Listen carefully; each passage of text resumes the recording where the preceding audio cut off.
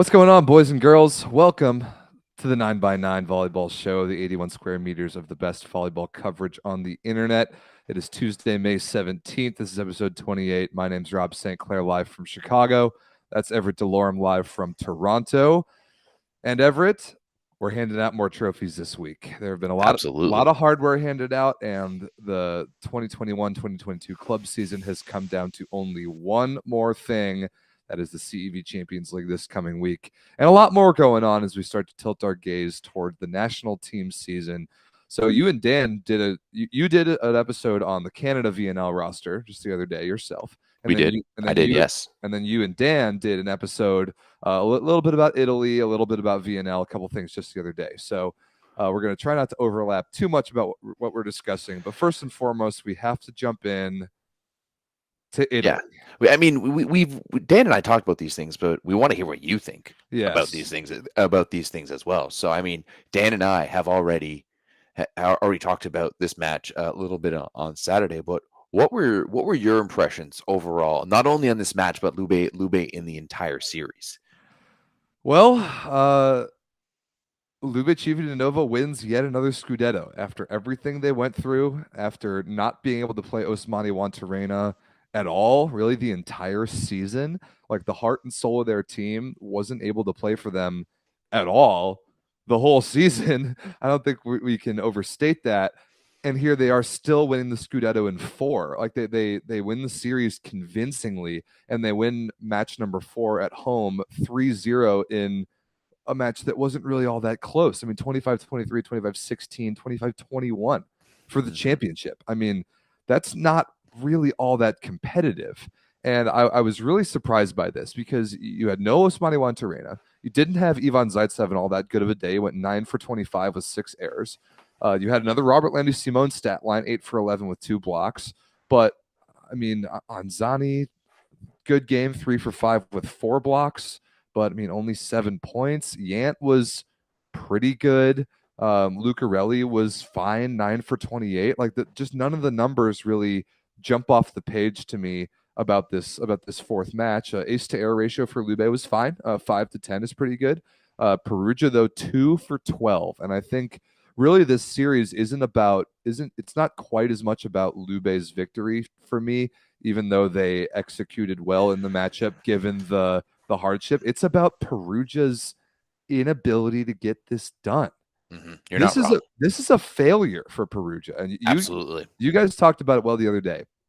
This is a failure for Perugia this season. This season is an absolute failure for them. They win the Italian Cup. However, they fail to even reach the finals in Champions League, and then they get beat in 4 by a Lube team in the Scudetto final without Osmani Juantorena. This Perugia team has no excuses. Everybody's healthy. They had that incredible offseason. They brought in Gianelli. They brought in Anderson. They brought in Lurik Liski. They had what we think is a somewhat healthy Wilfredo Leon. At least he was able to play. And they were not able to get this done. I think that the real takeaway for me is that this is a failure for Perugia. Absolutely, it is 100%. And I mean, as you said, Dan and I had already discussed it, but one big stat from the final game I want to bring up is Kamil Ruchlicki, who was really, he probably one of the most underrated guys and the best player for Perugia all throughout the playoffs, but in this series as well. And he just didn't show up in this one. He had negative efficiency of a -111. He went 5 for 18. Like, just a bad day for the big man out of Luxembourg, right? And against his old team, like, come on, man, you got to play better than that. Yeah, but at the same time, he should be the third option on this team. And continuously, he was the first option, right? Like hell, he should maybe even be the fourth option if you're considering, Soleil in there, depending on how good the serve receive is, right? Kamil Ruchlicki is not the guy you should be relying on to lead you to his championship. He's a great second option. He's a great secondary guy, but he's not going to lead you, right? So for me, it's like the other guys need to step up. Anderson leading the way with 12 points. Anderson was their best player. He was the only player in double digits in scoring, 11 for 26 with only 1 error. He was by far their most efficient attacker and the only guy who could really do much of anything and didn't make all that many errors. Everybody else here was invisible. Yeah, but even Anderson's number being the best on the team aren't all that great, right? His No, kill percentage only coming at 39.3 is not fantastic, right? And even I'm sure he would say that's below average. But the fact that he was leading on the team just says it just to me it just would look like Perugia was depleted at that point. They were tired and they were out of it. They had a long series against Modena, and yeah, ultimately complete and total failure on the Perugia side of things. But on the Lube side of things, you had the most dominant player in the world in in Robert Landy Simon, who's proved to us time and time again that he's not ready to retire anytime soon, and he's still the number one. And you had a Marlon Yant who's really, really come along and has become uh, just an all-around superstar. And we're really seeing the end of one generation of athletes with the Wantarenas and the Zaitsevs and Simons and these guys, and the new younger generation coming up with Yant and Mozic and Micheletto moving forward. So, well, yeah, we got to give Ronnie some credit. I know he's in the chat. He wants us to talk as much about Cuban players as well. We can never do that enough to satisfy that man. But no, Robert never. Randy Simon with a well-deserved MVP of this series. He's the Mm-hmm. most dominant middle blocker I've ever seen. Nobody can take over a game like him. Nobody can own a matchup like him. There's no X factor in that position that I've ever seen play the game and still doing it at He's the this stage. Shaquille O'Neal of volleyball, Well, right? yeah, absolutely, Like that's the absolutely, like, and Shaquille in his prime, and he has better longevity than Shaquille O'Neal because right. at this age, right? Like what is Simone like? He's well into his 30s, He's right? Like 34 at he's yeah, least. 34, 35. Ronnie, tell us in the chat how old he is. Yeah, yeah. Thank you, Ronnie, in advance. But yeah, oh, Shaq was not putting up numbers like this. He was not in MVP form at 34, Right, 35, right? And right. here Robert Landy Simone is doing it in volleyball nonetheless. Like that's impressive. It's amazing. Yeah. It's truly amazing. And Marlon Yant, I agree, is an up and coming superstar. You could make a very real argument for him or Micheletto or Mozic. Any of those three could be the best young prospect in the game. I would totally accept arguments for any of the three. Now, I still think 35 June 11th. Okay, so I was right about 34 for Robert Andy Simone. The problem with Cuba's national team is they have literally nobody else. They have Miguel Lopez, their whoever plays opposite for them, second middle, Libero, and then especially setter are just invisible. So their national team is never going to be a factor, unfortunately. Especially considering they're not playing VNL, they can't afford to go anywhere. I mean, I can praise a couple of their players, but I'm not going to. Not going to sit here and praise their national team. And Ronnie knows this. But anyway, back to wrap this up. And Ronnie, good point in the chat. Second three-peat in Italy ever since in the rally scoring era. Lube winning last year and winning in 2019, having 2020 been canceled. And if this is the end of an era for Lube Civitanova, which it seems like it probably is, we know that Simone and Lucarelli both go into Piacenza. We heard earlier in the year that Wantarena is out in the far east direction. Although Well, we actually, heard a couple rumors lately that maybe that won't quite be the case. exactly. Whatever. Lube next year will not look like the same team. No. But this run of pure dominance that this franchise has gone on, the only thing they're missing is a Champions League. And you could argue that they were the favorites to get that in 2020 when everything shut down. So credit to Lube Civitanova for winning this Scudetto after going down to Trentino in the semis like they did, and all of us proclaiming them dead and gone. Yeah, Resurrecting from that point is amazing. Really is. They were dead and done with. I Dead. called it. I think you called it too. Absolutely. We were both going for Trentino, and man, they brought it back, and then they brought it back even harder against Perugia. A choking Perugia, we have to say that there's questions or not. There's not questions. There's definitely reports out there that there's a knee injury on Leon. He wasn't 100% healthy, so he even posted on Instagram something like that. He's like, "This has been a hard season. I am not 100%. You guys don't all exactly know what's going on with my body right now. I'm very roughly translating, but he said something to that effect. Yeah. And is this really going to wound his legacy? Maybe not. However, there's no one person for Perugia to place blame on here. It's just kind of a failure top to bottom. I don't know how else to say it. Yeah, absolutely. And I mean, that is weird saying you finish second place, but just continuously finishing second place, and to Lube and the failures at the Champions League last year and this year. It's it's going to put some questions, and it's looking like they're trying to get, they're bringing in possibly Semeniuk. They're maybe trying to get rid of Rich Licky, bring someone else in on the right side. We'll see. We'll see what happens, but um, I'm not sure how many. I guess Leon's still young, right? Yeah, he's He's 28. okay. He's 28. Got plenty of his prime left. He's still got plenty time to win. So I'm not going to say it's over for them because they have him extended. But something's got to change, and I'm not sure quite what it is because they've made so many changes. Maybe they just need to double down on what they've got. Who knows? Well, I totally agree with you. So, two other champions were crowned in Europe this past week. Let's jump Yep. over to the Turkish women. We talked about it on last week's show. Fenerbahce had a tremendous opportunity in game 4 at home, up 2-1 in the series, up 2-0 in the match, up 17-13 in the third set. And they blew it. And just like you and Dan and I all predicted, once they failed to get that done, the series was VakifBank's to lose. Sure enough, VakifBank at home with a pretty convincing 3-0 win.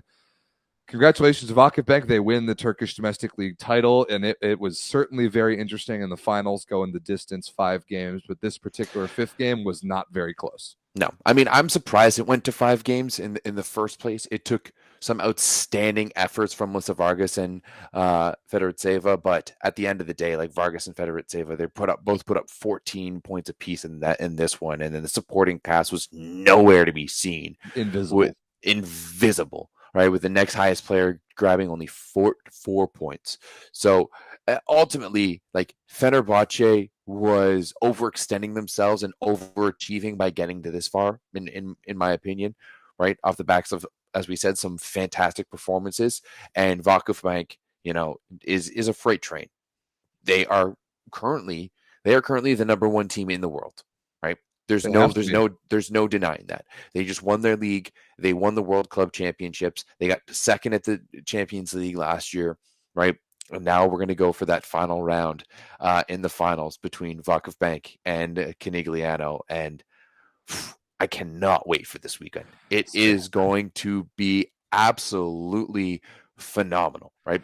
It's going to be great. Totally agree. There's really not that much more to say about this VakifBank performance because I think we said it all on last week's show. When Fenerbahce failed to get that done in game 4, it was pretty much over. VakifBank comes in and seals the deal. They have now won, like Everett said, 3 of their 4 goals this year. They won the Club World Championship over Conegliano in Turkey. They won the Turkish Cup.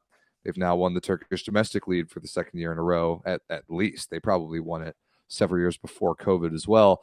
Now it's down to that one last thing. It's down to Champions League. We'll find out this Sunday, and we'll preview that in just a second. But speaking of Champions League participants who are holding trophies above their head this week, Zaksa Kecirjin wins once the Bundesliga. They have done it again.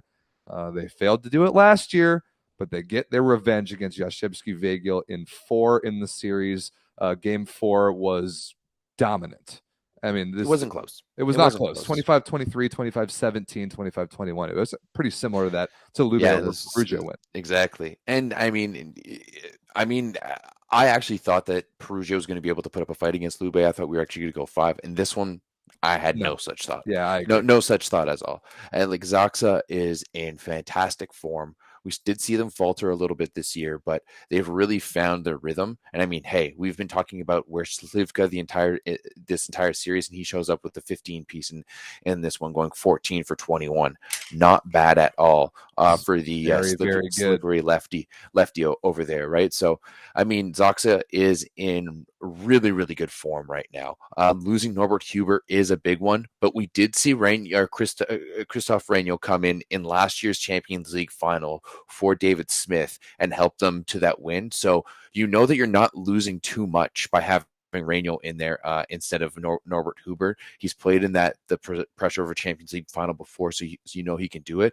But yeah, Zaksa's looking really, really good, and ultimately Hadrava and the boys just couldn't get it done on the other side of the net. Yeah, that's a redundant sentence right there, Hadrava, and not getting it done. Only 5 points in this one. You'll be happy about that, Rob. Congratulations to Eric Shoji and this whole team. I'm thrilled for them. I talked to Eric Shoji on last week's European Volleyball show. It was the day after they had lost that game 3 against JW to extend the series, and his confidence was still high. He was able to shake off that loss. He was confident his team was still to get this done. And now their timing after winning this on, I think it was Saturday morning, American time. They're now with a full week to both prepare for Champions League, but not really lose their game conditioning. That timing is going to work out, I think, pretty well for them. We'll talk about it in a second. Kamil Semeniuk, well-deserved MVP of the Perugia final. 19 points here, 15 for 22, 59% efficiency, plus 54% positive passing, and 3 blocks. Like, the man, it has a case for top 5 outside hitter in the world, if not even better than that.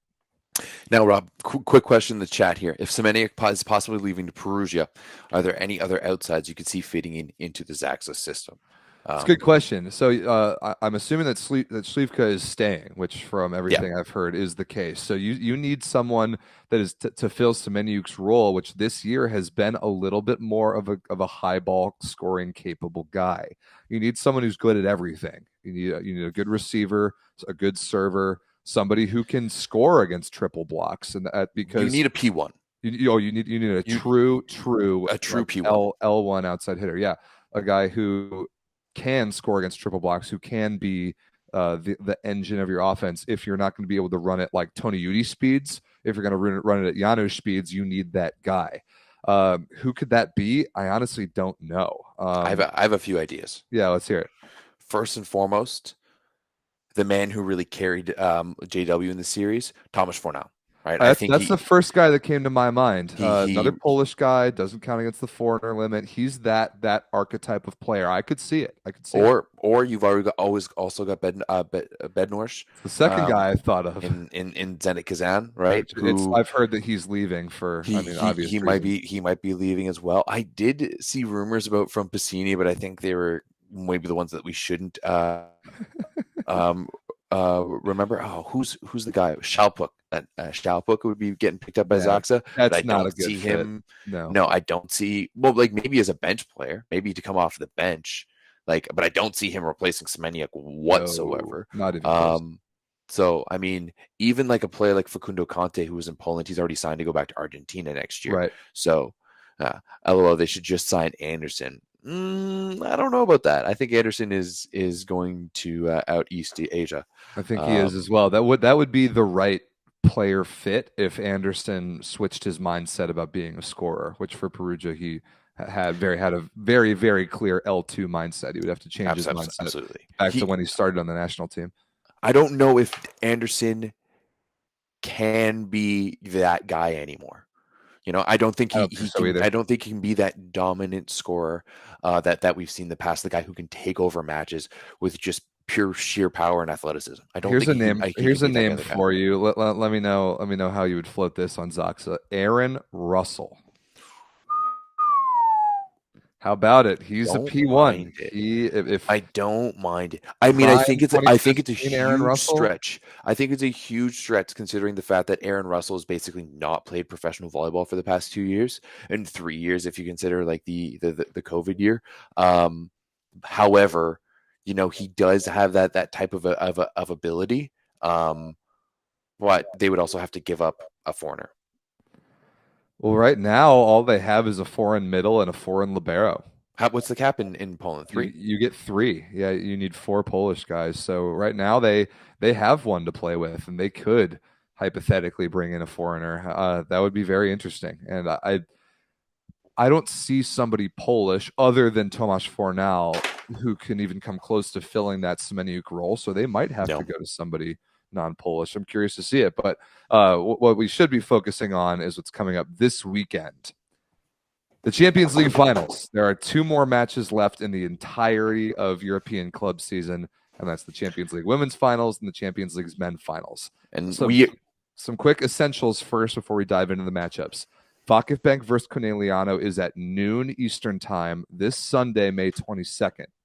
Immediately after that, Zaksa versus Trentino, the men's Champions League final at 3 p.m. Eastern, also this Sunday. Both going down, same gym in Ljubljana, Slovenia, with fans in the stands, which is phenomenal. Sick. The CV always does a great job of producing the super finals, putting both matches in the same day, same gym. To watch this, Eurovolley.tv, You can pick up a cheap subscription to that to watch this one match, or the CEV YouTube channel behind like a little membership paywall. You'll also be able to watch it there. Not geo blocked in either place, so you shouldn't have a problem paying a couple bucks only and being able to watch both these matches. Can't wait. If you have a subscription though to Eurovolley TV, you're already good to go. Mm-hmm. Great. Correct. Cannot wait. Real quick before we get started, are we doing anything for it? Do you want to do like a live show for it? A live watch along party?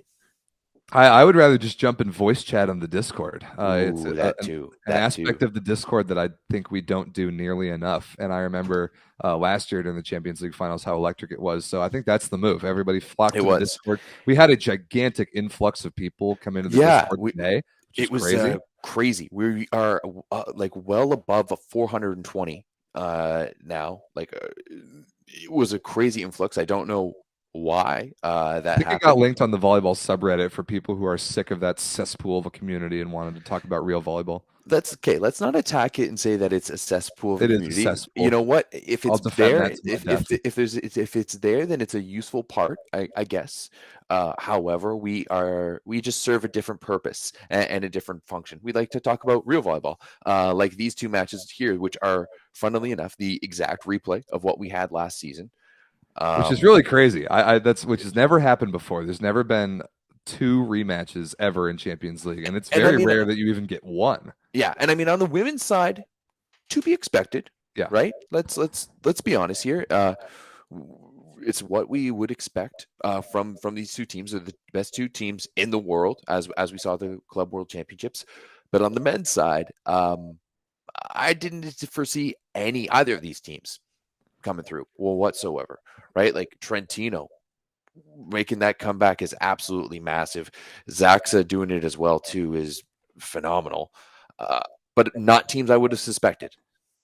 Agreed. And yeah, we've talked about it a lot already with these teams of both. Trentino especially has really had a roller coaster of a season. We'll break down the men's, then the women's.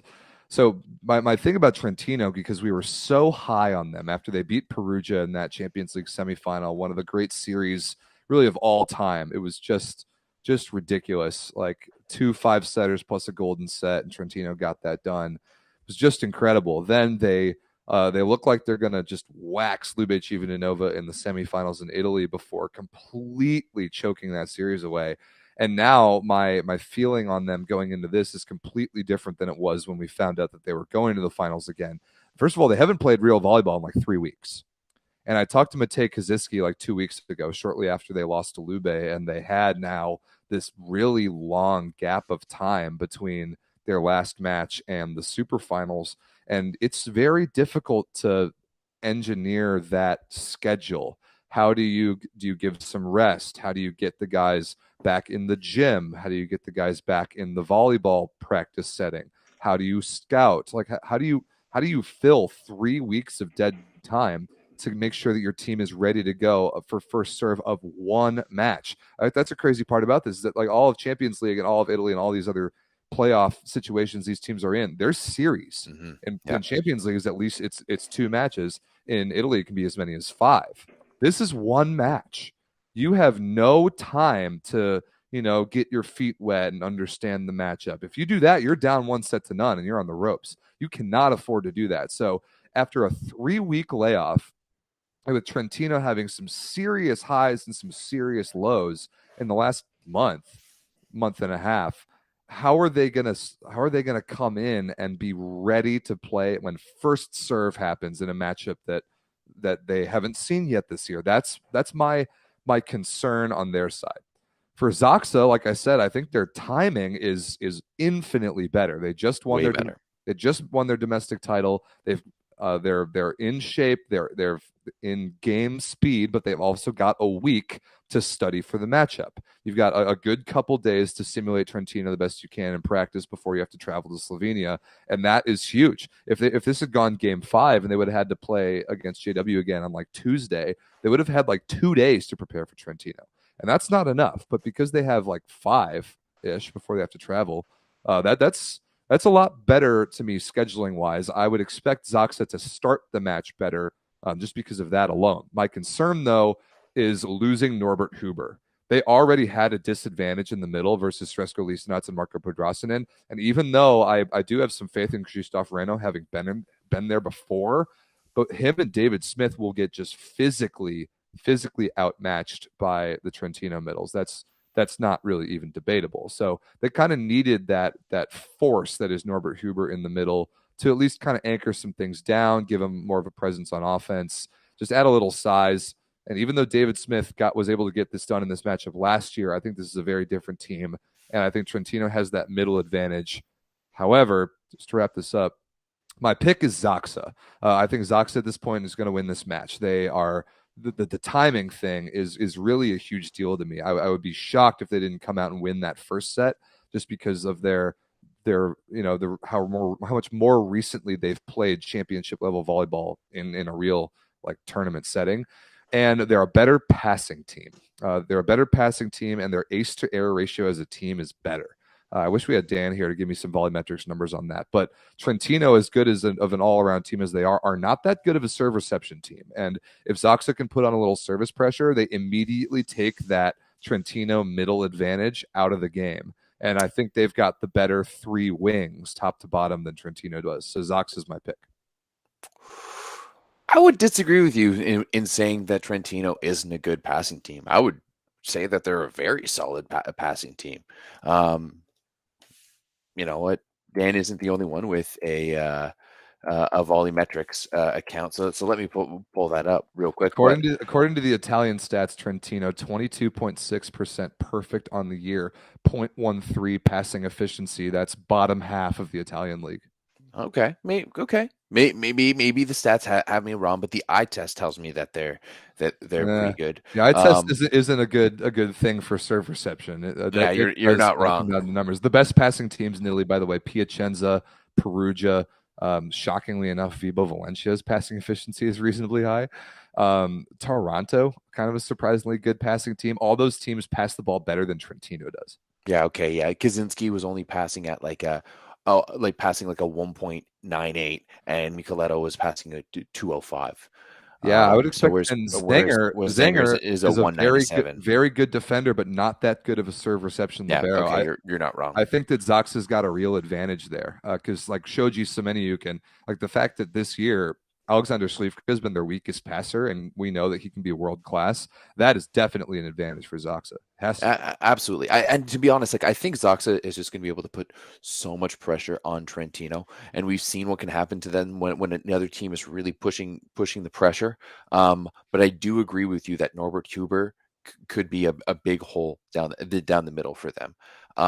It's going to be interesting to see because we saw Lube really dominate Zaksa with speed. Right, they ran it fast to the pins, and then they forced one-on-ones for Simone down the middle. Right, they were really extending the blocking of Trentino.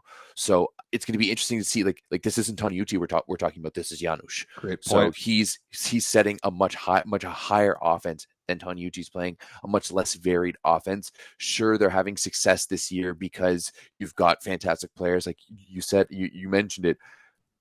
I don't think it's an outright like these three wings are better than like Zaksa's three wings are better than Trentino's three wings. I think it's pretty close, but I would give the edge to Zaksa mainly because they have Kaczmarek. Like they have three guys in traditional roles. You have a traditional P1, a traditional P2, and a solid right side. But like Janusz is going to be running a slower offense, and he's not going to have that big presence in the middle. So Trentino could catch it on that. You're right there. Yeah, and so just a couple of those individual matchups I want to point out. We've talked about the wings. It's really a toss up. I think Daniele Lavia is a key. When Trentino's been good this year, he's played well. He's got to be good. Yeah. And when he was kind of injured there, like in that loss to Piacenza, and then towards the end of that Lube series, for sure, he was just invisible. And Trentino was terrible without some kind of right side presence. So that's the double-edged sword that is the three outside hitter system is when you don't have a guy on the right that you can throw the ball to. The opposing blocker's job is just infinitely easier. It takes half the court away, literally. I think the setters are honestly kind of a toss-up. I'd put Spertoli and Janusz pretty similarly ranked in my list of world setters.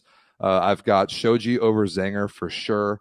I've got Yep. the Trentino middles over the Zaksa middles for sure. And then I've got Lorenzetti as a coach over Kretsu for Zaksa. I think if there's one system, if there's one club and coaching staff that can organize a 3-week layoff to have their team peaking at the right time and understanding the matchup, it's probably Trentino. So I think they've got that advantage there, but Zaksa is still my pick. I'm going to say 3-1, just like last year. All right, fair enough. So, just a little bit of history here. Trentino hasn't beat Zaksa since March 28th of 2015. And the past 3 results have been to Zaksa: 3-1, 3-2, and 3-2. But if you look at the betting on this one over at Unibet, Zaksa's the underdog Really? at 2.25 points. If you're going by the decimal system, and here let's switch it to American for anyone going like that. Yeah, Zaksa is the plus 125 underdog in this one. Really? So I'm really surprised by that. yeah, I am as well. Okay, well that's pretty good money on Bet US if you want to put that in there because I think Sox is going to win this match. What's your pick, Everett? Oh, I think Sox is like, I'm going to literally bet on this match as soon as this is over, because like Zaksa at that level, like this is what I'm talking about. Like volleyball betting could be so lucrative because the odds makers just don't know volleyball. Right, they don't And, get like, it. I don't understand it. yeah, absolutely. So I'm definitely like, all the odds here for me are pointing to Zaksa. So Okay. yeah, So we've both got absolutely. Zaksa. We both got Zaksa. Congratulations then to Trentino on winning the 2022 Champions League because last week you and I, you, Dan, and I all said that Perugia Lube was going to Game 5, and then Lube just pounded them in the 4th game and won the championship. So You know what? our picks have not been the hottest on this show, but we're both on Zaksa, and I'm confident in that right now. Yeah, me too. All right, let's talk about the women's. Oh, so yeah. VakifBank versus Conegliano. Boy, is this interesting. It's way spicier. Way spicier than the men's in this one. The whole saga, it's been leading up to this for the entire year. We saw it last year. Since last year. We saw it in Club World Championships. It's been more than any time in volleyball that I've really ever seen. It's been these two teams. The entire world has been about these two teams, and the fact that after this year, they're switching opposites. From everything 100%. That we know right now, 2 of the best players in the world are switching teams straight up. So this is the end of an era for both of them with building their teams around Conegliano Paula Egonu and VakifBank Isabel Haak. Yeah. So those two, I still give the edge to Paula Egonu because I remember having the same take. I remember having the same take on last year as we were talking about this matchup. You cannot set up your defense or do anything to defend against Paula Egonu. You cannot do it. It's not possible. You can kind of set up your defense against Isabel Haak. You can kind of, if you take the line away from her, make her angle to the deep position 1 corner longer to score and roll your position 6 defender, kind of like the way you defend Tijana Boskovic. Like that's why in my world opposite rankings, it's Egonu, Haak, Boskovic in that order, because in the Olympics, we saw Team USA do this exact thing. They totally overloaded their block to Boskovic's side. They took the line away from her and they shifted position 6 in defense, like over to the deep corner in zone 1. And they totally shut her down. Isabel Haak is better than that. She is a better line attacker and can score off the block better. But you can kind of set up your defense in a way to make her a little more uncomfortable. You cannot do that against Paula Egonu. She is unstoppable. She goes straight over the top of people and she hits every shot. She's got 2-2 like that. That 2-2 shot, she should trademark a name after herself for how ridiculous she hits it. So you can't stop her. You can hope that she has a day where she makes more errors than she should. Where I think VakifBank has an advantage is Gabi. Gabi, I trust way more than any outside hitter or combination of outside hitters that Conegliano can put out there. I just haven't seen the consistency from Plummer, Sela, Courtney, whoever it is. I have not seen the consistency there. And Barch Hackley, as the L2 for VakifBank, who's been pretty bad lately, she's been there before and understands her role. I trust that pair of outsides for VakifBank a lot more than I do Conegliano's. Yeah, I mean, basically, you just said it all. Um, I don't think Hawk is as good as Agonu, right? In that battle, Agonu is always going to win. But VakifBank is an entire team, right? You don't think Guidetti is over there in Istanbul watching every single video of Conegliano throughout these playoffs, watched how teams like Monza have basically eliminated Plummer from the offense at times, eliminated Sila altogether, and really made Agonu work for it. Like, that's how they beat them in the Club World Championships. And that's how, like, I'm not as confident how far is going to go for Conegliano as I was last year, right? And I think that in this one, VakifBank maybe wants it a little bit more. Well, like, I think they do too. I think they just want it a little bit more. Having lost it, like I think they want really like cement themselves as one of the best teams in history. And I think this team wants to prove that they can do it without Agonu. I think that they want to they want to go out there and prove that they can be the best team in the world without the best player in the world. And then it's going to be like Kevin Durant going to the Warriors, and they're just going to make an absolute super team that no one can touch, right? Because if they can go out there and beat Conegliano and cement it with the Club World Championship, winning the Turkish Cup, winning the Turkish League and Champions League, like boom, that's like the best team in history. And they did it beating one of the best players ever in history. Like as young as Agonu is, she's already cemented as one of the best female volleyball players we've ever seen on this planet, right?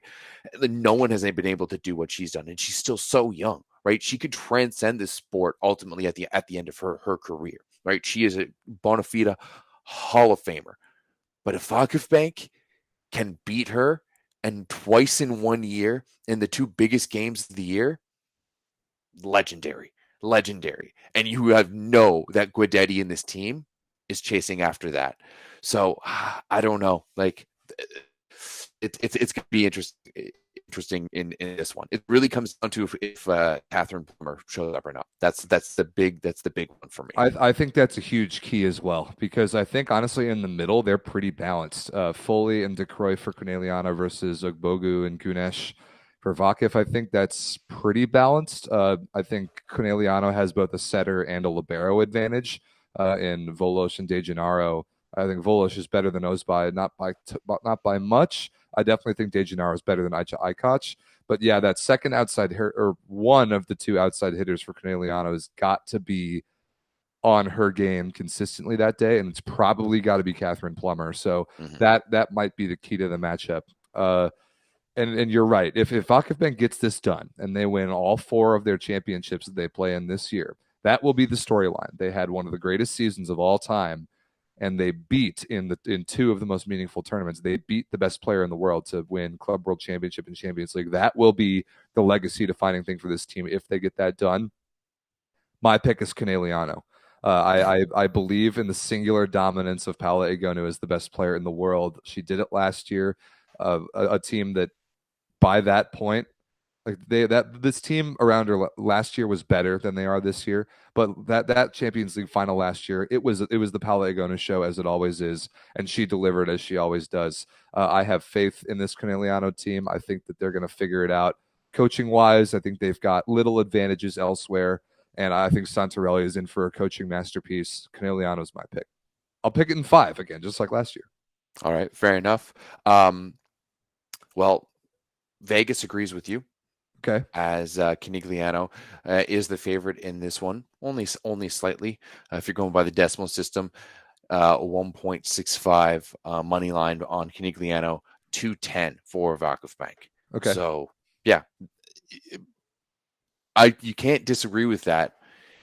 However, I mean, they did win the last time. Like VakifBank did win the last time these two teams played, right? So also, damn, these went the last 4 times these two teams have played, it's gone to 5. Yeah, I was gonna say that Club World Championship final was a 5-setter. Last year Champions League was a 5-setter. That's You sense a theme here. Yeah, absolutely. So are you going to pick VakifBank?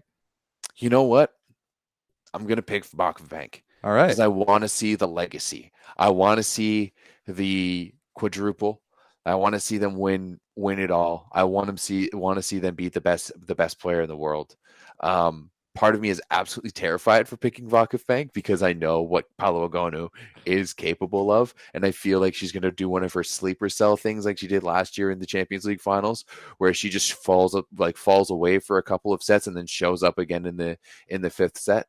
But absolutely, I think VakifBank has proved this season that they can do it. They've upgraded in certain areas, and I think that they can take it. Okay, I like that we're not picking the same thing in both matches. It's going to be really fun. So again, noon Eastern the women's match on Sunday, 3 p.m. Eastern the men's match. It is literally must-watch TV. This is the Super Bowl of club volleyball. This is as good as it gets. You must block off your Sunday to watch these matches. It is a massive deal, and the Discord will be popping off. I'm really looking forward to it. Yeah, it should be a good one. I mean, I know you want to jump in the voice chat, but I do think if we did a live show on like YouTube or Twitch or something, that would be fun too. But we can discuss it off air. Yeah, we'll see what we can do. So before we jump into national team, because we've got some VNL roster news to go over, I want to talk about the Volleyball League of America because boy, did we have a tournament over the weekend. Wow, the 2022 VLA Cup featured 44 matches. 44 in 3 days in Northeast Indiana, 19 teams because we had the 20th one team drop at the last minute. 19 teams came to Lloyd Ball's gym in Northeast Indiana, and Hawaii's Emi Ola walked away with the cup. So the state of Hawaii is having a pretty good couple weeks after winning yet another NCAA men's championship and then winning this tournament.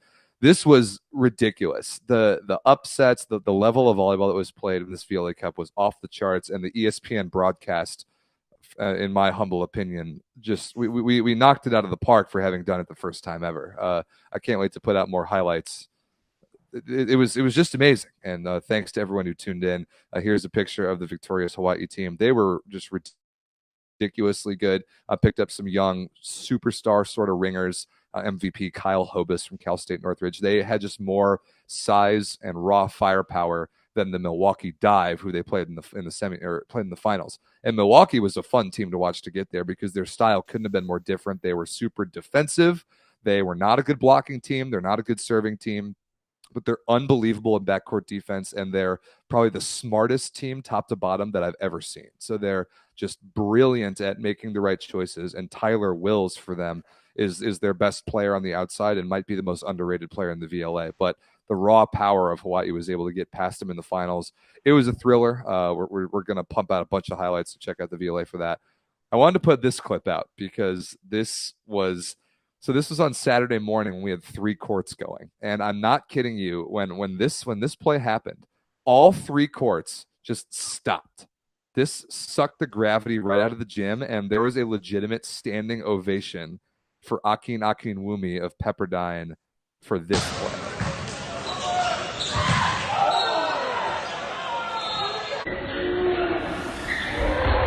That's so filthy.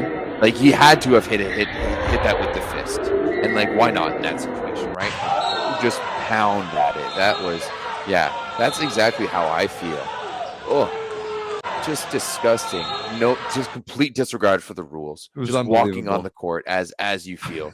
Because what an absolute bounce. That was so gnarly. Was the sport court okay? Did it break? It probably did. I don't know if Lloyd's gym will ever be the same. Yeah, that was the greatest overpass bounce I have ever seen. Like, not even close at any level. And I've seen some dudes fist balls like ridiculously straight down and borderline pop the ball on impact. But this, like, let's watch it again. Oh my God. That's absolutely filthy. Now, Rob, I do have a question for you. Get real. Is it a worry for the VLA? Everett, you ask me the same question every time we talk about the VLA because you don't watch the games. You just see a tier 2 team win every tournament and you complain about it. No, I'm not complaining about it. I'm not complaining. That's exactly, like, That's And I exactly give what you I'm the saying. same Like, answer every time. This is fantastic for the league. There's so much good volleyball being played everywhere that we can't promote these great teams to tier one fast enough. Both these teams that played in the finals, Emiola and Dive, came into existence this year, and they already are playing in the finals of this tournament. That is a good thing. There are incredible teams popping up all over the country, and they beat so many great teams, all the tier one teams, like the Chicago Icemen, the only ones to make it to the semifinals, and Milwaukee beat them in 4 on Sunday morning. The tier two model is thriving. It's fantastic that but these teams are popping up out of nowhere and getting their organizations and their players together this quickly to compete at this level. It's so, so, so good. And you're going to see all these teams promoted in the next couple of years as the process fills itself out. But it is so good for this tier two model to have teams come in and play at this level so early. It's fantastic. so what my real question is, what happens to those steadfast tier one teams? Like, are they going to go out and get other players? They have to. Are they gonna level up? Because I'm seeing these teams that you yourself have told me, for the Icemans and the Pineapples and the Ascensions, the guys who really started up this league. Even just looking here, like I'm on your website, and none of the tier one teams who are leading have cup wins. So how many of these teams from tier two are going to be bumped up into tier one? Well, that's what the process is all about. Depending on what division you're in, like East, West, or Central, it takes a certain number of tournament wins or a certain number of points. Like, you get 3 points for winning a match in 3 or 4, it takes a certain number of points or a certain number of tournament wins to get promoted.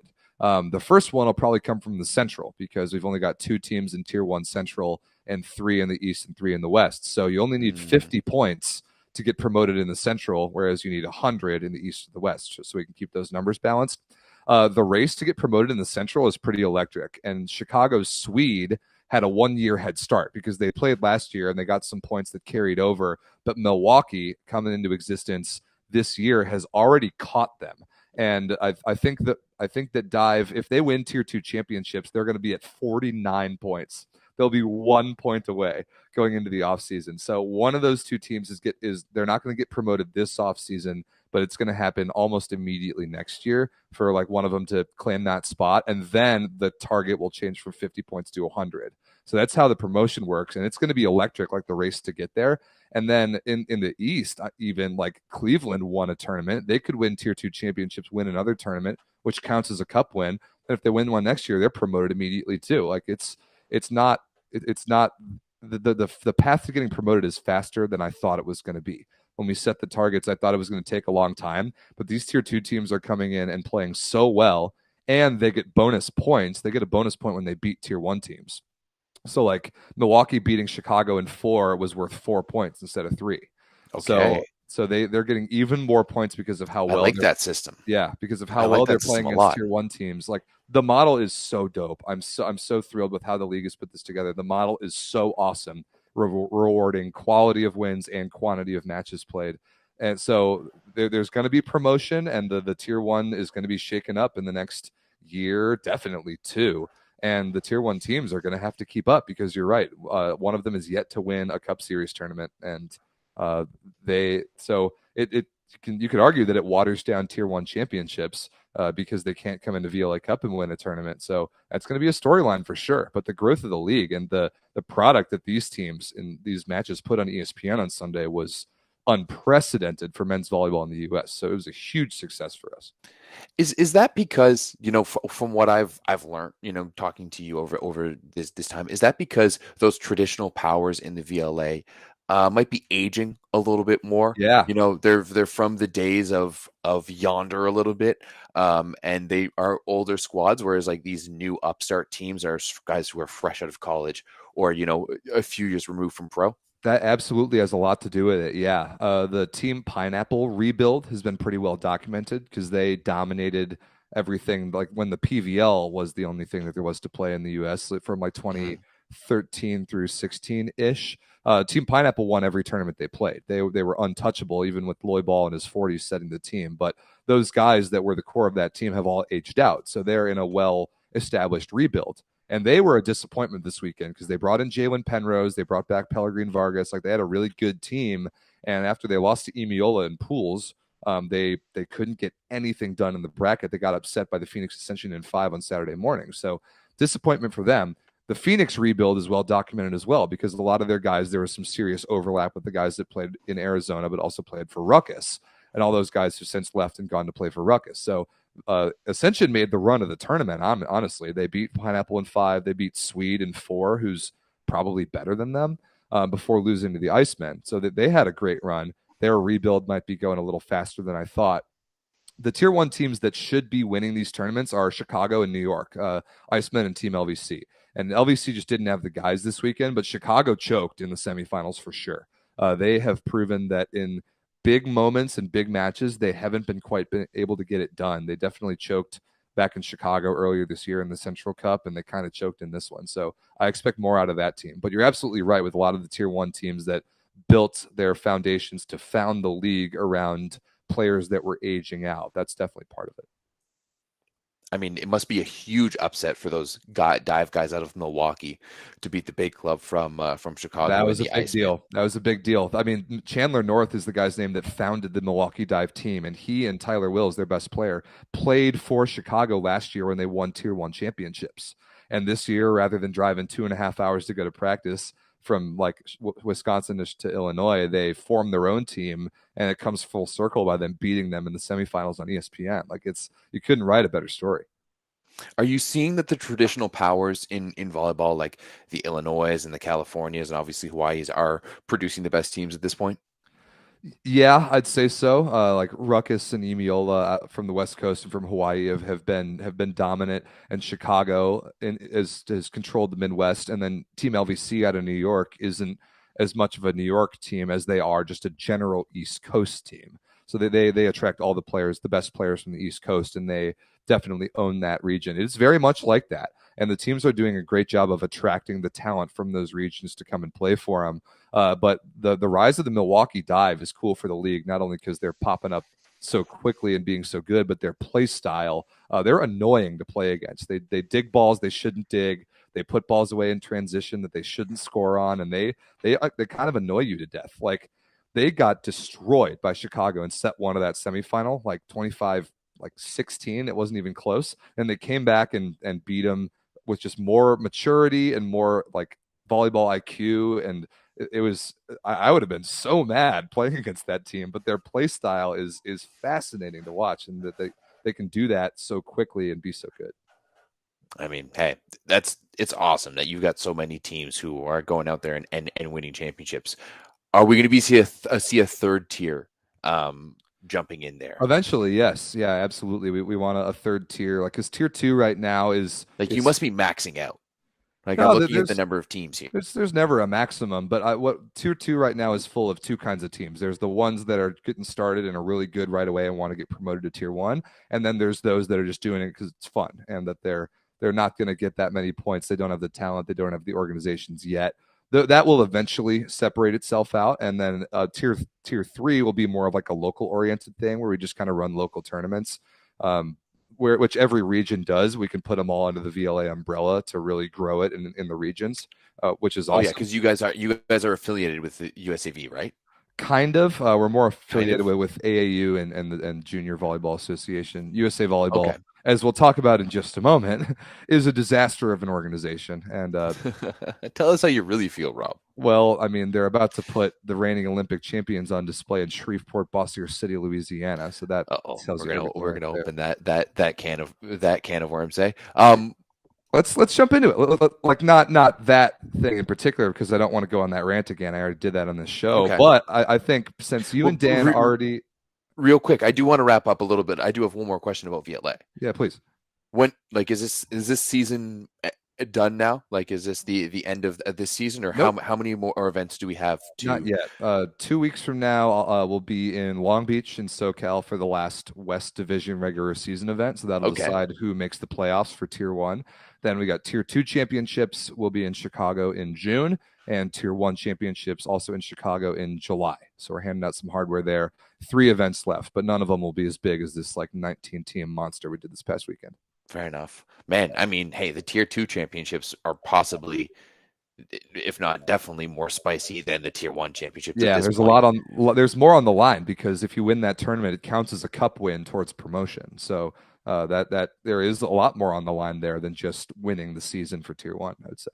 Oh, that should be a lot of fun. I won't lie. I did maybe have some preliminary conversations with people this weekend regarding a possible 2022-2023 team coming out of Toronto. That's So what we're talking about. we'll see if we can make it happen. But we've got a lot of talent up here in the six. And I I know mean, you do. I think just like this is Chicago, Milwaukee region, you could probably have a few teams coming in from Southern Ontario if you guys want to add some international flavor. But As many as you boys can field that can come across the border, we are down. I want it to be like the NHL in how international it is between the Canada and the States. would you guys be open to having events hosted in Toronto? Sure. Yeah, if they'll allow us to travel there, absolutely. Yeah, I think the travel stuff is done, is it not? I hope so. I mean, we'll find out in a couple weeks as we go to Ottawa. Oh yeah, true. But yeah, but that being said, let's jump over to some VNL stuff. We're definitely going to be this is going to be a long episode for sure. Because we want to talk about the VNL rosters here. Are we going to do men? You want to do men and women for the USA? Yeah, I think we should do women first because I think it'll be 100%. quicker. There's not really all that much to talk about here. So just to set the stage for VNL rosters, you guys already talked about this, you and Dan on the podcast the other day, as for like in the world, kind of looking at all the world rosters on the men's side, like notable omissions, notable inclusions, and then you did the show for Canada. So we'll focus on the USA rosters here Yeah, let's here do this that. evening.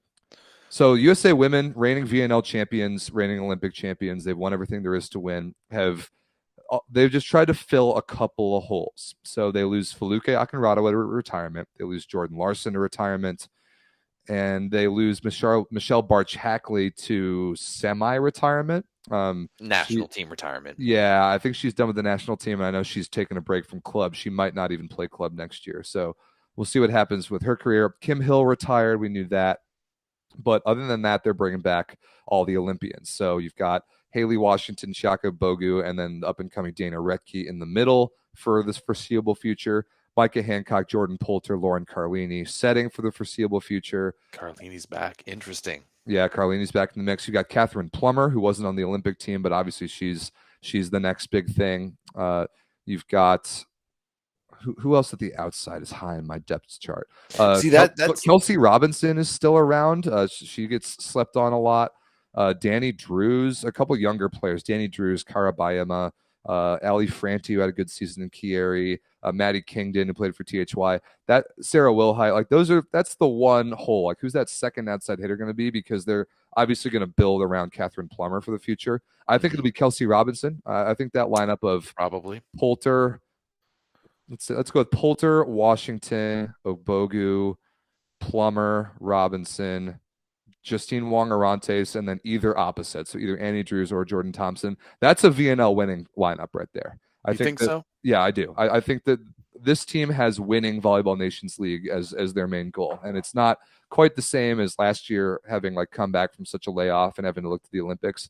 They'll get some young people in the mix, but with the way the world rankings are now, like you can't play the B team all the time in VNL. I think Karch is going to come out and try and win this tournament, and some of the new faces will help. But I think that's kind of the core for the future. You've got the three setters. You got Retke coming in the middle. You got Plummer coming in on the left side. You might need to develop maybe one other or two other like Olympic caliber or Olympic backup caliber outside hitter player. But this USA team is ready to go back and win this tournament again. I really think so. I don't disagree with that. I am foreseeing like a bit of a lack of leadership, especially without a Akinrado. However you say her. Akinrado, Larson, Barch-Hackley. Yeah, I agree that they're going to need to have a player step up to be that character, I just don't know who to be. Now. Yeah, exactly. Plus, on the same side, like Jordan Poulter is on this roster, but is she 100% healthy? Right? She was ultimately the starting setter for them at the Olympics. Like, is bringing Lauren Carlini back into that fold a good idea? Sure. Right? We've maybe there's some resentment after being left off the Olympic squad in the first place. I mean, I know we're going to talk about it on the men's side, how there's some Yeah, players I who aren't think really there, but I think that affects the men a lot more than it affects the women. I think the program and the culture that Karch has built is a lot more resistant to any of that dramatic garbage than the men's is. mhm. And ultimately for me on the left side, like you're saying that Catherine Plummer needs to be the P1. We've seen her struggle being that P1 position this year in Conegliano, right? We've seen her really struggle taking on a big load for them, and ultimately she's still doing it as their second option. So for me, like Jordan Larson was always such as just an outlet, and you knew that she was there, and you know that she was dependable. But She was never the kind of outlet that an Egonu or a Hack or a Boskovic are, and she oh never no, had to be. absolutely not. This is how USA wins games. It's how we won the Olympics with balance. Every one of the five attackers is a threat all the time. There is no defined outlet. We don't have that opposite that demands that kind of a set load. We have two of them who demand like half that level of a set load. Like neither Annie Drews nor Jordan Thompson are going to get 60 balls a game the way Hawk and Egona and Boskovic do. Like that's just not the way USA is built. So you never have to have a player take over a game like some of those national teams who build around that one opposite do. You don't have that on the USA. That's not how the system works. Yeah, but still, we've seen Plummer like disappear at times. Like she's been very hot and cold. She's like Um, 24. Give her a break, dude. Like I'm just saying. I'm just saying that like I don't know how. Like if we're talking specifically for this VNL, like I'm not talking about is she going to be an all-time player. I'm not talking about can she lead this team to a world championship in the fall. I'm talking about strictly VNL. Right. And exactly. She is a young player. So she does have to learn that. She does have to learn to be that number one, that P1 at this level. So that's what I'm saying. and In this situation, I think that there's going to be a little bit of learning, and it's going to be interesting to watch. I think you should remember back to last year's VNL, where Catherine Plummer was one of the best young players in that tournament and played so well in the minutes she was given that she really made an argument for herself to be included on the Olympic team, even with Barch, Larson, Kim Hill, Kelsey Robbins, like even with those players who had been there before. Catherine Plummer played so well in the national team system last year that she really made a great case for herself to go to Tokyo. She didn't, but now with so many of those players off the top of the depth chart, this outside hitter position is hers for the next 10 years if she can sustain her level. And she really does succeed in that system as most American players do. Karch has built a system that really gets the best out of people, and I have a lot of faith in Plummer this summer. That is true. The national team system is inherently different than the club system, Completely. and the national team game is so much more specific, and so much more well researched than the club game, where maybe physicality, athleticism, and overall skill are much higher value than the team game. I Good mean, point. ultimately, I think the USA is always going to be a threat. They're always going to be a medal threat, especially as being the number one team in the world right now. They just have a little bit of changes, and I'm interested to see how it goes for you guys. Yeah, me too. And they will be hosting, but I will not be there. I will try my best not to watch and not support that garbage of a hosting site as best I can. We had somebody in the Discord. Oh my God, this blew my mind. Somebody in the Discord who bought tickets to go see VNL in Shreveport, Bossier City, Louisiana. And it was like $80 a ticket with fees for terrible seats. What are Yeah. we doing? What are we doing here? You're trying to get people out to such just a garbage hole of a town, and then you're going to charge them that much? God, USA Volleyball, get it together, man. Yeah, I mean, I don't know what the ticket prices are like in Ottawa. I'm sure they're going to be somewhat decent. Um, I mean, but It's going to be yeah, such a it's better it's viewing experience in every way in Ottawa. I the can't wait. and Ottawa's done it for like a number of years Yeah, now, I know. You've right? done it And before. like that stadium specifically, they love bringing in volleyball, and it's going to be fun. We'll see if Volleyball Canada, actually promoted it and sold any tickets. Haven't really seen anything from them. There's been a couple of Uh, Instagram posts, maybe a post on the website. That's about it. But yeah, we've talked about it before. Big swing and a miss by the USAV of putting the defending Olympic champions somewhere like that. Why not put them in SoCal? Why not put them in Chicago? Why not put them? Why not put them in Madison Square Garden? You oof. know, like shoot for the stars. not for the boonies. Like that's exactly what's happening right now. Like I love that. everything about volleyball is just so mid. And this is exactly like this is the exact situation to show that. This is worse than mid. God, so bad. Yeah. All right, let's talk about the men because This is a big this one. is a All big right. one. All right, Yeah. so the men are undergoing a significant retool for VNL. So here's how I break down this roster. Notable omissions: Matt Anderson, Max Holt, and Taylor Averill. Now, what I want to make clear about those three players is that their jersey numbers 1, 12, and 19, respectively, have not been given away to anybody else. That tells me Big point. that they are still in the mix with the national team and that I expect them to be back for the World Championships in August and September. So, there's no number 1, there's no number 12, there's no number 19 for VNL. Those will be retaken by Anderson, Holt, and Averill when they come back for World Championships. I'm kind of surprised that Averill's taking this tournament off. I'm not at all surprised that Anderson and Holt are taking this tournament off. It's well deserved for those guys at this point in their careers. Is Averill injured at all? Not that I know of. I mean, he finished out the season with Olsztyn, and my understanding was that he was healthy, but I'm not totally sure. Okay, fair enough. Just asking because that might be the only question there. But yeah, I fully, I would expect to see him in this roster for the World Championships, and going back to last year, he was one of my surprise omissions from the Olympic roster. Agreed. So some of the other omissions from this team whose jersey numbers have been given away, and therefore I expect to be rather permanently out of the mix. Taylor Sander, that we've talked about that one a lot. I don't expect him back anytime soon. No. His jersey number 3 has been given away. Brendan Sanders' jersey number has been given away. I think he's kind of done with indoor. Kavika Shoji's jersey number has been given away. I think his national team career is probably over at this point. Dustin Watton's jersey number has been given away. His career as the backup libero is probably over. I mean, he's older than Eric Shoji and not as good, so I don't blame him there. And then Ben Patch, his jersey number has been given away.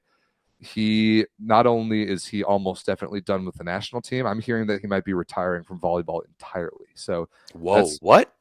Yeah, that's another conversation for sure. But that has been what I've heard, that he won't even go back to Berlin next year. Well, he'll go back and live in Berlin, but I don't even think he's going to play, which is crazy. Wow.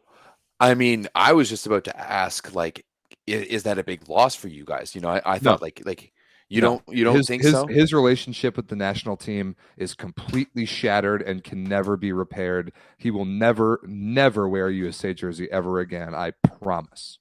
Wow.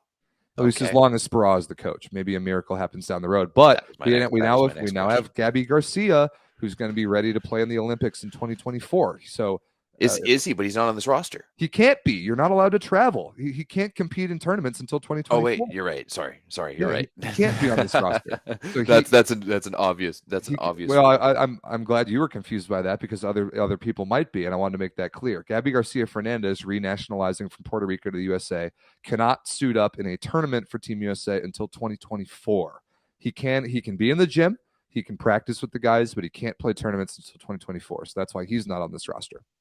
Fair enough. Now, also Micah Ma'a not on this roster. His jersey number was given away. Neither is Joe Worsley, Gage Worsley. You guys talked about this a little bit, but they had a full podcast episode on Out of System where they talked about their choices not to come back to the national team. So we don't need to go over that. They already went over that directly from the source. So go listen 100%. To that.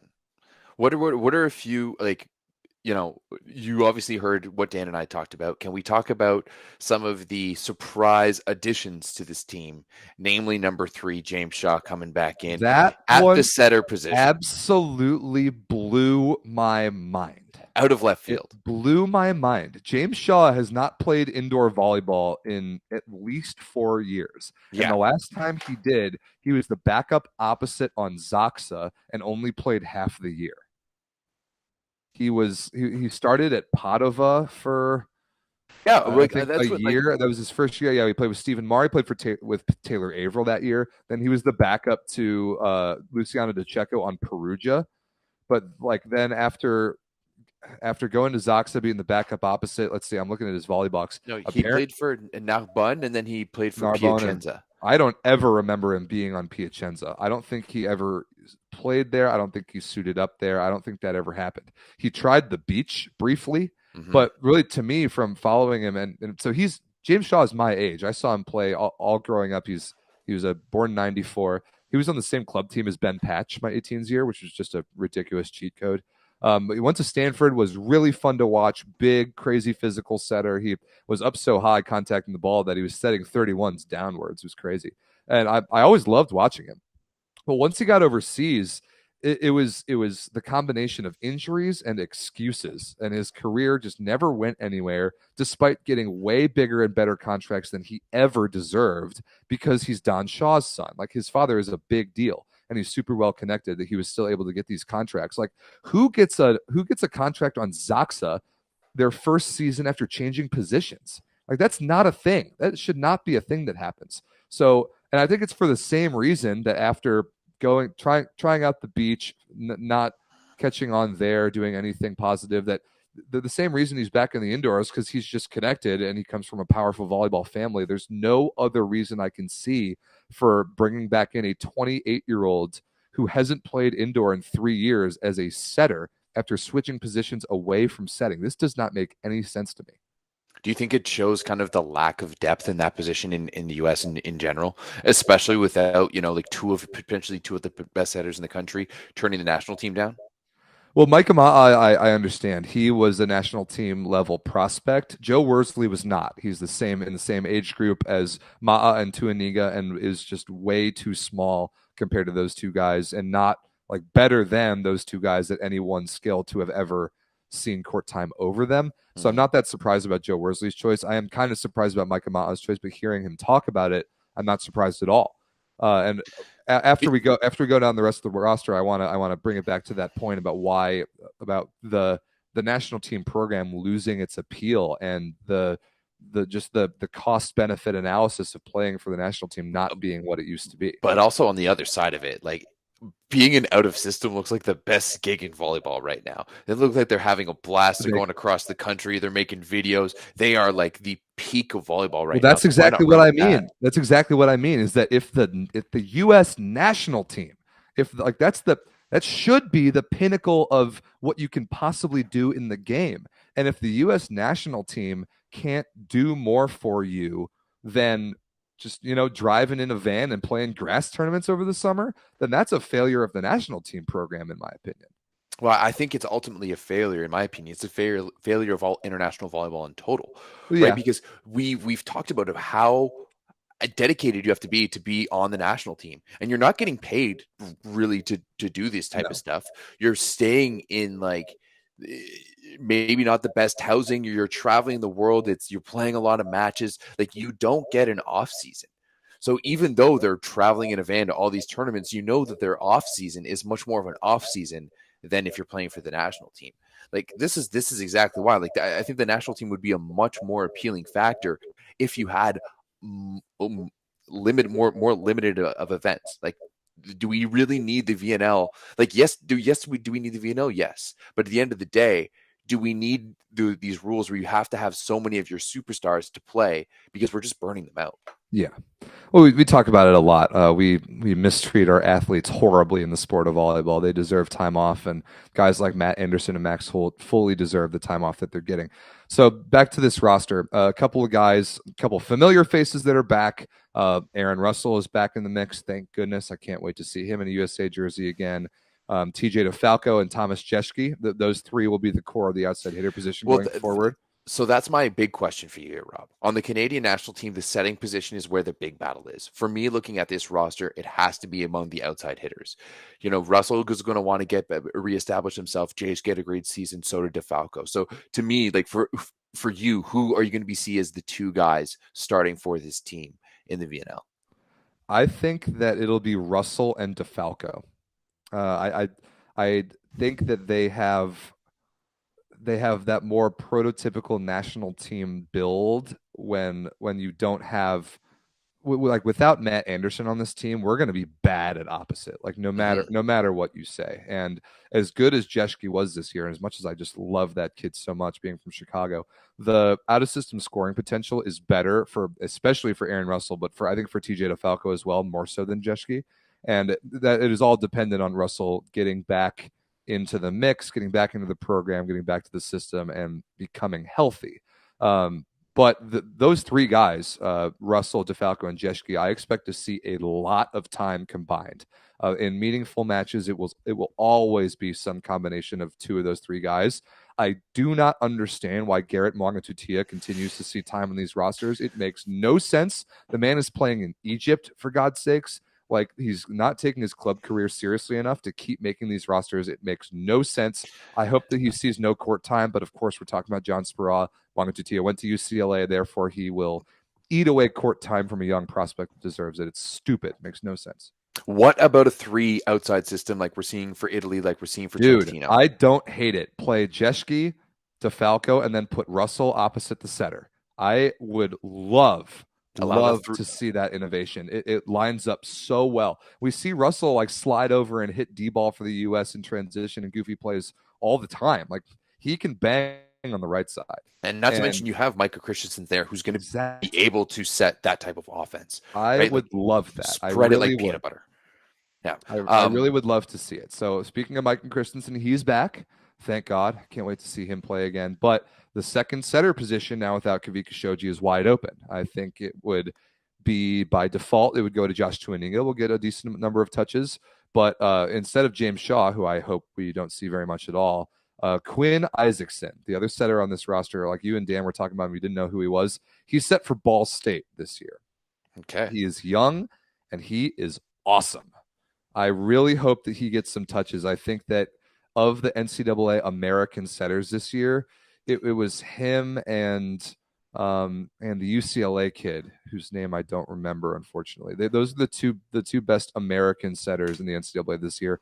Bryce Dvorak for Pepperdine, who actually played for Emil this past weekend, winning VLA Cup, was just behind them. Aiden Knipe did not have a good year, and then past that, there's not many good American setters in the NCAA. But Quinn Isaacson is really good, and just because he goes to Ball State, like nobody knows who he is. But I hope that he gets a little bit of run this VNL. I would much rather see him over James Shaw. All right. What about on the opposite position? You mentioned Anderson not being there. You have a few, like basically your 3 option guys are all guys who play in lesser leagues, who have never really been able to make a name for themselves elsewhere. Now, my guy, I think I would go with Kyle Russell. Mm-hmm. But a legend on the Discord is Mr. Jay Canes, and it's usually in jest. However, Adanus has been reporting that he was the big factor basically for the team that was looking to be winning the Polish League One and to getting that promotion into the Pusliga. Is there a possibility that we are going to see the flightless wonder, Mr. Jay Canes, suit up for the U.S. national team? Yeah, we like to meme about Jake Haynes a lot on the Discord because watching him is so hilarious. He's so big and astonishingly unathletic. But Adanus is right. He did have a really good year, the back half of the year for his team that did win the Polish second division and is getting promoted to the Plusliga. Ryan Kunin, another American outside hitter, was on that team as well. Let's go. I think we could see Jake Haynes. It's not impossible. I think we already know what you get out of Kyle Ensing. I mean, he made last year's Olympic team for a reason because of how steady he is. But I mean, the man's playing in Israel. That's a significantly lesser league, and he's never going to physically dominate anyone. I'm with you, Everett. I would like to see Kyle Russell get serious run. He's big, physical, jumps really high, has a great arm. He's like the prototypical opposite build. He just like totally fits the look and the play style of what you kind of need an international opposite to be these days. And he's not as polished and he's not quite as controlled as an Anderson is, at least in his prime, but he's got the high contact point, he's got the physicality, and he just played in a Korean league where they really grind you physically and expect a ton of production out of you, despite against significantly inferior block and competition. Kyle Russell is my personal favorite opposite of these 3. Yeah, I agree. I think it's his job to lose. Like you've said, like he's mostly been playing in Korea. I know that he did have a couple of good seasons with Berlin, Yeah, and put up some good numbers with them. But yeah, I think this is Kyle Russell's job to lose. Ultimately, I think he would be a good backup right side to Anderson. Like we saw him go on that, what was it, eight aces in a eight row. straight Yeah. serving run in Korea this year. So you know that he can bomb from the baseline. There's just no other opposite in the gym right now who's No, not named Gabby Garcia who has that power. hundred Nobody percent. else has that arm talent. Nobody else can hit the ball that hard. Nobody else can score out a system like that. And Russell on a good day can. And I think Yeah, for that reason, he deserves but some run. ultimately Russell with Michael Christensen setting him too, I think can as well, right? And I think that uh, like we could see that he can put away the ball consistently, being one of the top hitters in Korea. And when you go to play in Asia like that, and you're the only foreigner, you're expected to produce on a regular basis, and he does from everywhere, Right. right? So once you have Micah Christensen into that mix, dishing him that butter, and you've got a full team around him, like Kyle Russell, maybe even like maybe it's too early to say this, but he has the potential of even being a better option than Anderson is at this point. I don't know. I would not say that, but Russell has never broken through in the national team to the point where he's gotten to play with Micah Christensen before. And like you're saying, Christensen is the caliber of setter to make everybody around him look better. So I'm very excited to see that. Now, Uh, I wanted to segue into the middle position, which is okay, I was probably going where to we're ask you going about that. next. Yeah, Okay. exactly. So the three guys who we've seen before: David Smith, Jeff Jendrick, and Mitch Stahl. So without Max Holt, without Taylor Averill, you're going to see a lot of those three guys. Smith is hopefully going to take some time off, well deserved. I mean, he's playing Champions League this weekend, and VNL starts like immediately after. But I'm really excited that Patrick Gassman got this call. He had a good year in Brazil. Otherwise, he would Mhm. have been at VLA Cup this past weekend, but he wasn't because he's in the national team gym. That's good news. And then younger prospects than that, both Merrick McHenry and Tyler Mitchum have potential. Mitchum in particular, he's 6'11". He's got the Oh yeah, size. He's an unreal attacker, and his blocking is really, really improved. McHenry is a little smaller but more dynamic, but Mitchum is just the big, giant stud, like project middle character that I think the national team could really use. yeah, 100%. I remember watching him when he played for Lewis when he At came up here, and Can-Am, he was yeah. yeah, and he was definitely one of the best middles in the gym. He's big, he's physical. He's got some room to grow in terms of his overall game. But he has all of the physical attributes. And I mean, we've seen it before, especially in the middle. If you have the physical attributes, you don't necessarily have to have the all around gameplay. But he's really good and he's really physical. If you have to pick one guy between Mitch, like for me, it's Mitchum and Gassman. I don't really know anything about McHenry, so I'm going to go with the two guys I know. Who do you pick between Mitchum and Gassman? Gassman because he's played elite volleyball this year. Mitchum just making the jump from the NCAA. That is a heck of a lot bigger of a jump than starting in Brazil and playing World Club Championships and like everything that Gassman has now done. And he played for Hawaii. He played at a higher level in the NCAA than Mitchum did. So I am glad that Gaspin's in this mix, and with the absence of Holt and Averill on this roster, I think he's really going to get some minutes, and he deserves it. He's that caliber of a player, and he's got that 1 year of international under his belt that makes a big difference in the VNL. Fair enough. But at the same time, Tyler Mitchum might have that upside, right? Oh yeah, And if you're looking to round out that middle roster, like David Smith, you're probably not making a run to 2024. he thinks Um, he is. That's his okay, plan, but I don't know if that will be the best option for the USA in Paris. fair enough. Yeah, that's exactly what I'm saying, right? Right. Seeing, right? Um, although he does, I thought his drop off after last year to this year was going to be significant, and I haven't really seen much, to be honest. Yeah, he's played So great. He's played great in the club I this think year. he's played great for Zaksa. So that might be my only question, because I think ultimately I agree with you. Tyler or Pat Gassman is the better player right now, but we both know the ceiling is there for Mitchum. Yep. Talking about the libero position really quickly. So now that Dustin Watton seems to have moved on, it's up to two guys in this roster to take that second libero spot. Either Kyle D'Agostino out of Stanford, who's about 6, Yeah, or Mason Briggs, he's been around. who's still at Long Beach State. And because of the age factor, I hope that Briggs gets more minutes than D'Agostino does. He's got the upside, and there's at least a chance that when Eric Shoji hangs it up, which hopefully won't be until after LA in 2028, Briggs will still be in a point in his career where he might be able to come in and be that guy. D'Agostino right now is just too old, and his overlap with Eric Shoji just won't line up in a way that he'll ever really get to be that guy for the national team. So I think this is Briggs' spot from age alone. I definitely don't think he's ready to play on the national team yet. But maybe, but yeah, isn't this the same situation as we just had with the middles, where you've got one guy who's battle tested professionally and another guy coming from the NCAA? But at Libero, I think it's a totally different story considering who else is in the pipeline elsewhere in the mix. Shoji is the guy. There will never be a meaningful USA match not started by Eric Shoji at Libero until after the 2028 Olympics at the soonest.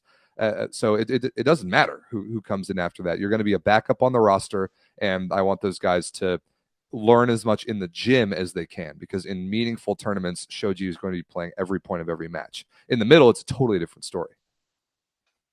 Okay, fair enough. I like that response. Is there any guy on this list on like the new guys that we're actually going to be seeing in the gym? Like, I don't expect to be seeing Spencer Olivier playing VNL. You know, none of these younger guys. As much as I love Cody Kessel, is he really going to crack that lineup? Maybe not. I think he's the 5th outside hitter. I think it's Russell. Never mind. Russell DeFalco. Russell DeFalco, Jeski Mangatutia, for better or for worse. And then I think Kessel's the 5th guy. And I like seeing a guy like Cody Kessel who's grinded throughout his career, who's improved, who's played good club volleyball in a good league, get rewarded with a look at the national team. And again, this is probably a function of who his father is. John Kessel has an extremely high amount of influence, and it's sort of the same factor for James Shaw. But Kessel deserves this, and I don't think James Shaw does. So Kessel might get a little bit of time just from the sheer effort that he's put into his career, and he's a great guy, and I'm really happy for him getting this. But he's not a national team caliber outside hitter. The things he lacks are passing and arm talent. He doesn't pass the ball as well, and his arm is not good, despite being just phenomenally athletic. His arm is not good enough to score at this level. So I do think he'll get a little bit. He'll make the team to travel, but I think that the dominant number of minutes for this VNL are going to come from Russell, DeFalco, and Jeski, with then a little bit of Magatutia when you need some passing. I think it's really going to be those 4 guys. The guys coming up, so Brett Wildman, Will Rotman, Spencer Olivier on this roster, I think they're good to include. Brett Wildman has the most potential of those 3, and he's the only one I think there's a chance that we see even dress for VNL. Fair enough. Yeah, on the Cody Kessel side of things, he's been playing for Berlin for the past few seasons, sometimes starting, sometimes not. He just extended there. He's going back next year. Yeah. Oh, yeah, absolutely. So congratulations on him. But you're absolutely right. Like, I could see him as kind of filling in some numbers, but not necessarily being a guy. Rob, is this a team that can compete with the best? No, not at all. Not without Matt Anderson. Not without Max Holt. You might be able to survive in the middle with Dave Smith and either Mitch Stahl or Jeff Jendrick. You've obviously got still my pick for the best setter in the world. You've got a world-class libero. You might get something good out of your outsides if you play the right combination of Russell, DeFalco, and Jeski, but only Russell has that top 10 in the world potential. And we know he's not even close to that point right now. But without an opposite, without a top 15, top 20 even opposite in the world, this team is not going to win VNL, and that's okay. This is a building sort of summer for VNL. This is a chance to get some guys time with the senior A team, with Micah Christensen, passing next to Eric Shoji. Like, get those guys, like, don't just send them to Norsika's as a B team and see how they do. Play them with the starters and see how it goes. See what real potential there is when you're playing alongside the core of your team for the next 2 quads. And the lack of Matt Anderson will provide a pretty significant ceiling on this team, unless Spera somehow pulls the level of creativity to do the 3 outside hitter thing. Give it a try. I would love to see it. I don't see it happening. It's not something I would ever see in Spara's character to run that system. So I expect this USA team to be okay at VNL. I think they'll go middle of the pack. And of the 16 teams, I would be thrilled if they made the top 8 and go to the finals. But I don't know if I expect that. Fair enough. I like that answer. Is there anything else that we've missed from this team? Is there anyone you think has been omitted Any people left off? that we haven't discussed? I'm trying to think of some opposites, and there just really aren't any. We already talked about Ben Patch a little bit. I think Jalen Penrose might have deserved at least a look. I talked to him this past weekend. He got a call, but they chose not to bring him in. I think he's the same position in that way as Cody Kessel, where he's grinded through his professional career and he's played in decently good leagues and he's produced well and he's clearly taken his professional career seriously, a lot more seriously than a Kyle Ensing or a James Shaw, who still made this roster. But Penrose just isn't the name and doesn't have the like, he's not a West Coast guy. He's not like that SoCal prototypical guy who the national team just really always fawns over. So I think Penrose was left off for that reason. Past that, I'm okay with this roster. The guys that they brought in, like the young guys from the NCAA they brought in to at least get touches, I think are good. I know there's even more than that are in the gym who just weren't named to the 25-man roster. So I'm okay with this. My expectations for this USA team are honestly just not that high. I think that World Championships this year, medal is possible, maybe, but you're really going to have to develop 2 elite level outside hitters from what you've got right now, and then get Anderson and Holt back in the mix. Fair enough. Now, there's reports as well that you guys are going to be bringing on another assistant coach. In the form, is it Javier Weber who's coming in to be your guys' assistant coach alongside Spra? Is that something that's needed? You know, the American program for so long has been so American. Do they need that outside perspective to maybe shake things up a little bit? I don't hate it. It's certainly what we've seen from Team USA the last couple major tournaments has not worked at all, particularly the Olympics. So bring in a guy with another perspective. Yeah, Javier Weber has coached all around the world in so many different systems. I think he's Argentinian, if I'm not mistaken. Yep. So I'm all about it. I see what sort of different approach he can bring to the gym. See if Spara takes some inspiration from him. A guy that's been in pro club volleyball for a lot longer, in like seeing different national team styles. I think it's great. I think it's a good addition. We'll see how much visible impact it has. Do you have any feeling that the USA is just kind of biding their time? Like, do you see like any of these young guys they're bringing into the program really making an impact in the future? No, that's the short answer. I think you've got enough young middles in Jendrick and Stahl, and then Averill, who's slightly older, to survive through LA 2028. I think you've got Christensen and Shoji through LA 2028. I think you've got Russell, DeFalco, and Jeschke through LA 2028. I think you've got Anderson through 2024, and then you've got Garcia after him to build around. So that's great. After Shoji, we'll need a libero. After Christensen, we'll need a setter. But we've got 6 years to figure those things out. And the kids that are coming in the pipeline right now, I don't see it. I think, like we talked about a couple weeks ago when we were talking about the down period NCAA right now, and just the way the USA pipeline got kind of decimated by COVID when it wasn't all that good of a system to begin with. It's going to take a couple years to start producing Olympic caliber players again. And fortunately, until that catches up, we have Olympic caliber players now. So so I'm not worried about Paris. I'm not even worried about LA. I think we'll be able to survive those 2 Olympics, if not maybe make a run at a medal. After LA, we're going to need some real legitimate new talent in, and we'll see that in the next 3 to 4 years. I don't see it right now, and that's okay. Fair enough. Very thorough. Is there anything else to mention about this roster? I don't think so. I think we covered it. I think it's pretty clear what guys you're going to see when matches matter, and I'm curious to see the approach of the balance between trying to win matches with good rosters and getting guys some minutes. I don't really know. I think that now with the world rankings the way that they are, you've got to prioritize winning matches more than the USA usually does at VNL. And our world ranking, I think we're seventh right now, and we're going to have to play a lot of starters, a lot of this tournament to avoid that slipping down even further. So I don't know. I think Spera's hand is going to be forced to play his guys more in this VNL than he probably would like to. But I think that's a good thing. I think we mess around in this tournament too much. There aren't enough tournaments that the USA takes seriously and actually tries to win. It's really only two. It's really only World Championships and Olympics. And I think that this team needs to remember and relearn how to win consistently. And so I think if Spera were to play the guys more, I think that would be a step in the right direction. And I think the system is going to force him to do that. So that might be a good thing. I mean, hey, but for all we know, it could just be a whole lot of Garrett Magachatia this summer. Stop that. You're putting me in a bad mood. All right. Well, thanks for that breakdown. VNL gets kicked off in less than a month. We are going to be in Ottawa is June 6th, June 7th. Yeah, June 7th. So yeah, we are going to be in Ottawa, and yeah, I'm stoked for it. It's going to be a good time.